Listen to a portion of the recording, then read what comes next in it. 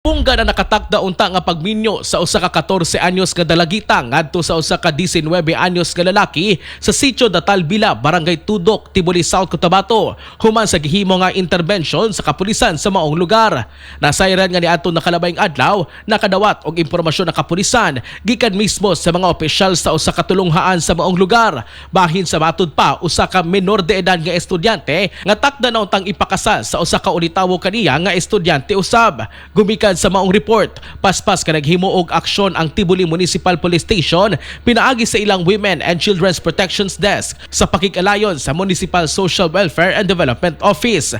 Girespondihan sa mga police officers o staff sa MSWDO ang panimalay sa menor de edad, kung diin gipasabot sa mga ginikanan ang probisyon ilumom sa RA 11596 o ang gitawag nga an act prohibiting the practice of child marriage and imposing penalties for violations. Ingon man ang Municipal Ordinance No. 198 Series of 2023 kan sa hugtanon nga nagpatuman sa pagdili sa child marriage. Dungan sa operasyon, gipailumom ang menor de edad ngadto sa pag-atiman sa MSWDO o gipailumom kini ngadto sa psychosocial support, intervention programs o reintegration services. Subay sa balaod ang makasupak sa RA 11596 o magpasiugda sa pagpakasal sa usa ka babaeng nag-edad og 18 anyos paubos ang magatubang og hangtod 20 ka tuig nga pagkapriso ug adunay multa nga 5 million pesos para usab sa mga ginikanan, guardians o individual nga naghatag og pagtugot, nag-arrange o nag-awhag sa child marriage, mamahimong masilutan og hangtod 12 ka tuig nga pagkabilanggo. Nga adunay multa nga kapin 1 ka milyon ka pesos. Samtang sa solemnizing officers sama sa pari, pastors, imam, judges